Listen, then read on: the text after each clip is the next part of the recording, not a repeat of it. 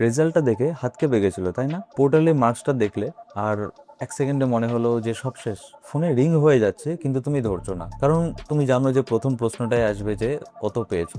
রিলেটিভরা কি বলবে, পাড়ার লোকরা কি বলবে, এসব ব্যাপারে তুমি ভাবছো, তাই তো? আর সবচেয়ে কঠিন ব্যাপারটা যে মা বাবার মুখটা দেখে তুমি কিছু বলতে পারছো না। আমি জানি এই ফিলিংটা কেমন, তাই আজকে এই ভিডিওটা তোমার জন্য। পরের 10 মিনিট আমি তোমাকে কোনো সিম্প্যাথি দেবো না। সিম্প্যাথি তুমি অনেক পেয়েছো, আর সেটাতে কিছু হয় না। আমি তোমাকে একটা প্ল্যান দেবো, একটা রাস্তা দেবো, কারণ 12th এই নাম্বারটা শুধুমাত্র রিপোর্ট কার্ড, তোমার লাইফের ভার্ডিক্ট নয়। এই ভিডিওতে আমি 4টে জিনিস কভার করব একদম ক্লিয়ারভাবে। এক, সত্যি কথাটা, কম পার্সেন্টেজে কি কি ডোর বন্ধ হয়ে যায় আর কোনটা খোলা থাকে। দুই, কিছু রিয়েল কেরিয়ার ফিল্ড আছে যেখানে তোমার পার্সেন্টেজ জিজ্ঞেস করা হয় না, কাজটা কি, এন্ট্রিতে কি লাগে আর ইনকামের রিয়েলিটি কি।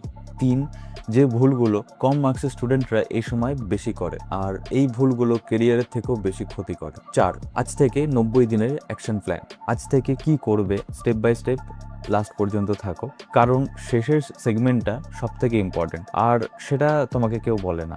ফার্স্ট একটা ডিপ ব্রেথ নাও।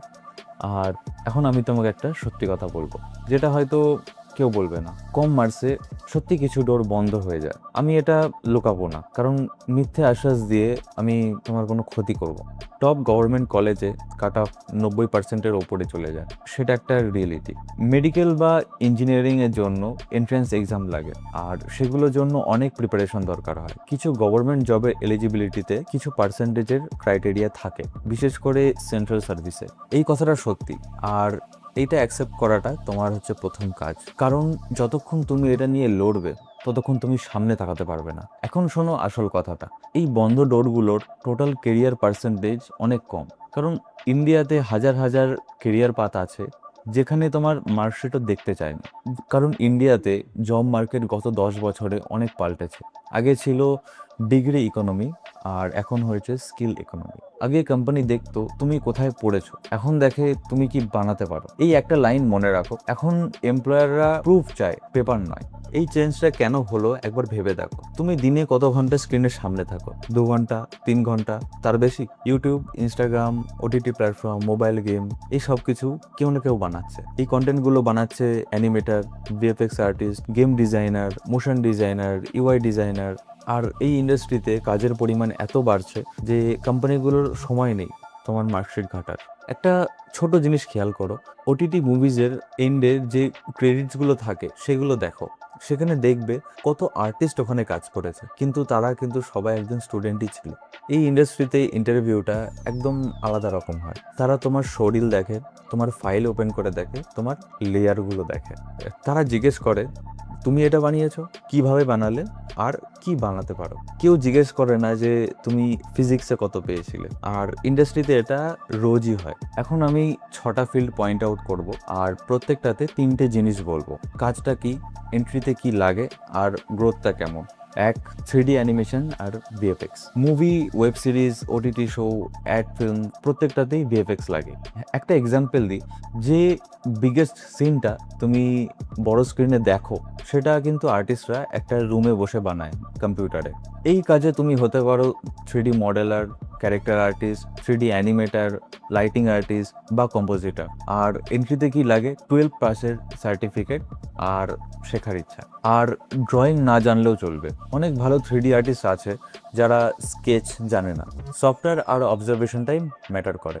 আর গ্রোথটা কেমন? প্রথম বছর শুধুমাত্র শেখার জন্য রাখো, কিন্তু 3-4 বছর পর ইনকামটা অনেকটাই বেড়ে যায়। এর কারণ স্কিল আর্টিস্টের সাপ্লাই খুব কম।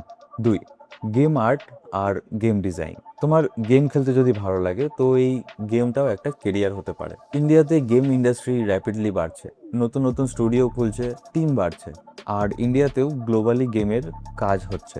এই ফিল্ডে রোল আছে game artist, environment artist, level designer, game animator. একটা কথা পরিষ্কার বলছি, গেম খেলা আর গেম বানানো সম্পূর্ণ আলাদা কাজ। কিন্তু যে গেম বোঝে সে ভালো ডিজাইনার হয়, কারণ সে জানে প্লেয়াররা কি চায়। আর এটাই তোমার সবথেকে বড় অ্যাডভান্টেজ। তিন, গ্রাফিক ডিজাইনার আর ব্র্যান্ডিং।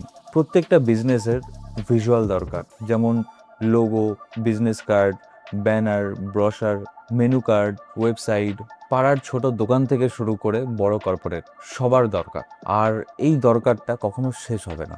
এই ফিল্ডটা সবচেয়ে তাড়াতাড়ি শুরু করা যায়। স্ট্রং পোর্টফোলিও থাকলে কাজ আসতে শুরু করে।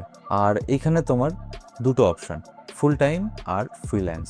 অনেক ডিজাইনাররা বাড়ি থেকে কাজ করে, নিজের ক্লায়েন্ট হ্যান্ডেল করে আর নিজের রেট ফিক্স করে।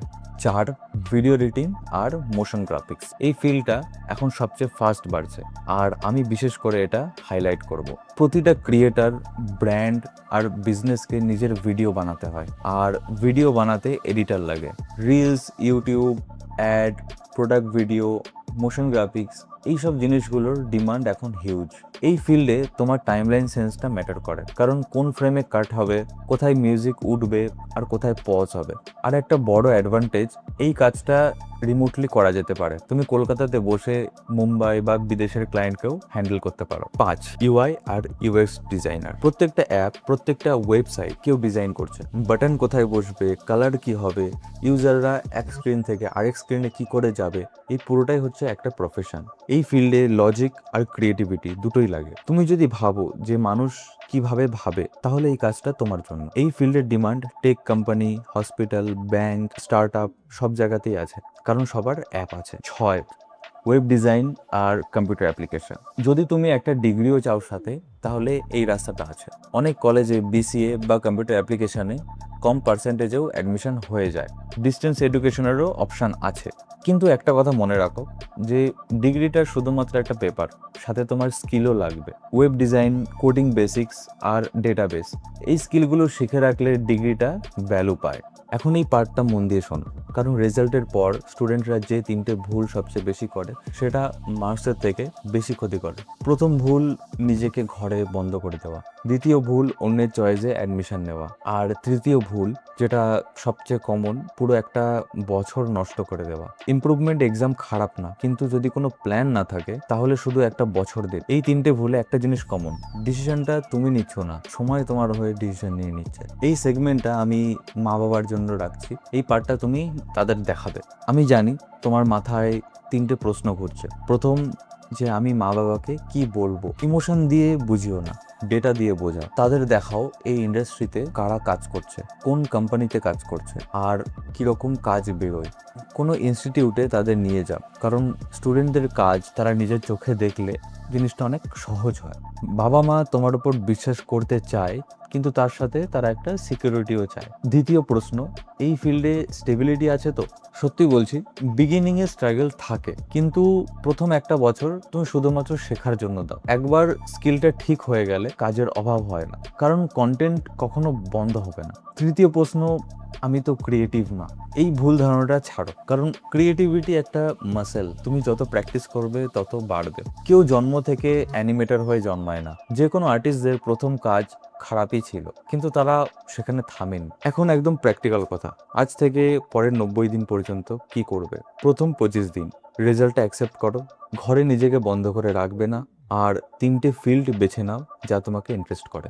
দিন 25 থেকে 30 রিসার্চ করো, ইউটিউবে আর্টিস্টদের কাজ দেখো, আর্টিস্টদের ইন্টারভিউ দেখো, তাহলে কোনটা তোমার ভালো লাগছে তুমি সেটা ভালো করে বুঝতে পারবে। দিন 30 থেকে 45 একটা ফিল্ড ফাইনাল করো, একটা প্রপার কোর্স বেছে নাও যেখানে তুমি সফটওয়্যারও শিখতে পারবে আর পোর্টফোলিও বানাতে পারবে। আর কোর্স বেছে নিতে নিজেকে একটা প্রশ্ন করো, কোর্স শেষে আমার হাতে কতটা কাজ থাকবে, আর উত্তরটা যদি পরিষ্কার না হয় তাহলে আবারও ভাবো। দিন 45 থেকে 90 রোজ প্র্যাকটিস করো, মিনিমাম 2 ঘন্টা, আর প্রত্যেকটা কাজ সেভ করে রাখো, খারাপ কাজ। এই 90 দিনের শেষে তোমার হাতে 3টে প্রজেক্ট থাকবে, সেটা বিহ্যান্স বা লিঙ্কডইনে আপলোড করো। বড় বড় আর্টিস্টদের সাথে কথা বলো আর ইন্ডাস্ট্রি আর্টিস্টদের সাথে কানেক্ট করো।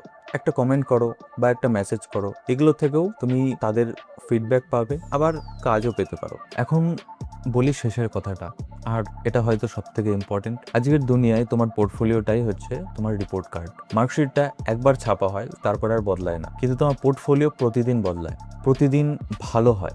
আর সবচেয়ে ভালো জিনিসটা কি জানো? এই রিপোর্ট কার্ডটা সম্পূর্ণ তোমার হাতে। তুমি যত প্র্যাকটিস করবে তোমার কাজ তত ভালো হবে, আর তোমার রিপোর্টের নাম্বারও ভালো হতে থাকবে। তো শেষে একটাই কথা, 12-এর পার্সেন্টেজ শুধুমাত্র একটা স্পিড ব্রেকার মাত্র। এটা স্পিড কমায়, রাস্তা বন্ধ করে না। আর এই রাস্তাতে একা হাঁটতে হবে না। ম্যাক একাডেমি কলকাতা এক্স্যাক্টলি এই কাজটাই করে। Animation, VFX, game design, graphics design, video editing, UI UX design, শুধু থিওরি না, practical training, industry standard software, আর শেষে তোমার নিজের পোর্টফোলিও। তো এখনই একটা কাজ করো, ম্যাকের নিয়ারেস্ট সেন্টারে ভিজিট করো, ডানলপ, বেহালা, গড়িয়া, বারাসাত আর ব্যারাকপুর, যেটা তোমার কাছে পড়ে। গিয়ে দেখো স্টুডেন্টরা কি বানাচ্ছে, ফ্যাকাল্টিদের সাথে কথা বলো, তারপর ডিসাইড করো। তো এই ভিডিওটা যদি কাজের মনে হয় তাহলে তুমি তোমার একটা বন্ধুকে শেয়ার করতে পারো যাদের এই ফিল্ডের প্রতি ইন্টারেস্ট রয়েছে। তো দেখা হবে আবার পরের ভিডিওতে।